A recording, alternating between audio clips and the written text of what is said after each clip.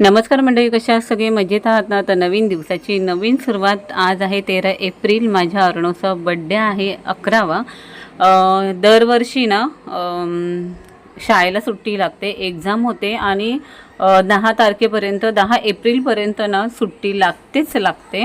आणि आत्तापर्यंत कधी असं झालं नाही आहे की त्याचा बड्डे शाळेत सेलिब्रेट झालेला आहे. पण लक्कीली ना यावेळेस शाळा चालू होती म्हणून त्यांनी मला सांगितलं, मम्मी आपण ह्या वर्षी काहीतरी देऊया त्याच्या फ्रेंडना. तर मी पेन आणलेले ठाण्यावरून. तर त्याला म्हटलं प्रत्येक मुलांना मित्रांना पेन दे. तर अर्णव शाळेत गेल्यानंतर 9:30ला सुटणार होता, त्याच्यामुळे अन्वीला उठवली आणि तिला फ्रेश वगैरे करून आम्ही निघालो अर्णवला घ्यायला. सकाळीच एवढे ऑटो नाही मिळत आणि मेन म्हणजे ट्रॅफिक जाम होती, त्याच्यामुळे आम्ही चालतच चाललेलो. आणि इथून जायचं होतं साईबाबांच्या मंदिरात वर्तकनगरला, छोटी शिर्डी.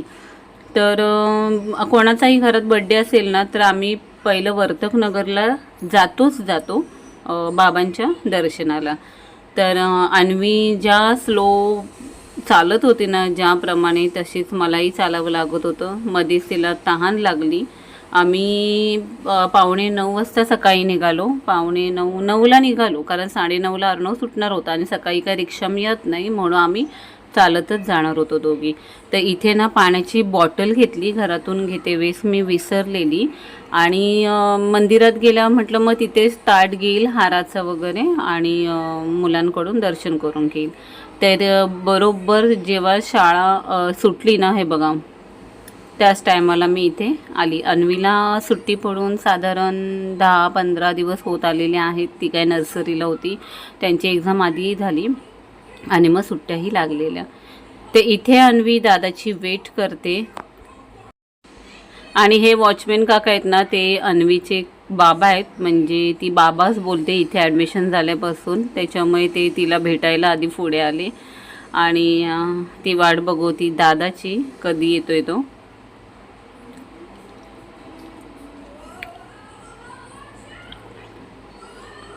हे बघा अर्णव आलेला आहे आणि दोघं एवढ्या गर्दीतून पुढे तो घेऊन चाललाय तिला.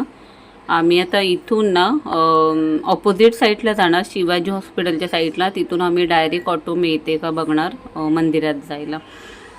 तर सकाळच्या टायमाला ना ही ट्रॅफिक किती आहे विटावा साईडला. हे रोजचंच आहे, आत्ताचं नाही आहे, हे रोजचंच झालेलं आहे. आम्ही ब्रिजवरून गेलो, ऑटो पकडली, साईबाबांच्या मंदिरात गेलो, तिथे प्रसाद दिला आणि इथे फेऱ्या वगैरे मारल्या आणि दर्शन छान घेऊन झाल्यानंतर आम्ही निघालो घरी जाऊन आराम वगैरे केला आणि संध्याकाळीचा बेत ठरवला बाहेर जाऊन जेवायचं. केक कट करायचं नाही असं आम्ही यावेळेस ठरवलेलं. पण बंटी म्हणजे त्याचा छोटा मामा, त्यांनी फायनल असं ठरवलंच. त्यांनी सरप्राईजली केक आणला.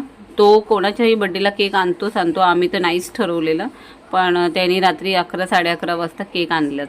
तर इथे रितिशा, तृषा, आई, मी आणि आमची म्हणजे माझी फॅमिली आम्ही बाहेर जेवणासाठी आलो. कारण अर्णवला ना पनीर खूप आवडतं, तर पनीर आणि रोटी त्याला ऑर्डर केलेली आणि डाल खिचडी ऑर्डर केलेली. इथे मी गेली ना कळवा नाक्यावर सरोवर हॉटेल आहे, तिथे डाल खिचडी 1 नंबर मिळते. आम्ही तिथे गेलो ना तर डाल खिचडीच खातो. तर इथे छान आमची बड्डे पार्टी झाली. बड्डे बॉयनी छान असा नवीन ड्रेस घातलेला. घरी आलो, फ्रेश झालो आणि मामा आला अचानक, त्याने आणला केक. तर इथे फायनली अर्णवचा केक कट झालाच. आज आम्ही ठरवलेलं की नाही नको म्हणून कट करायला, पण बंटीने केक आणलाच आणि अर्णवकडून कट झालेला आहे. तर हा छोटासा मिनी ब्लॉग कसा वाटला हा कमेंट्समध्ये नक्की सांगा. व्हिडिओ आवडली असेल तर व्हिडिओला लाईक करा, शेअर करा, सबस्क्राईब करा. आणि हां, ज्यावेळी केक आणलेला ना त्यावेळी लाईट नव्हती म्हणून तुम्हाला घरात उजेड दिसत नाही. तो बाय, टेक केअर, काळजी घ्या सगळ्यांनी.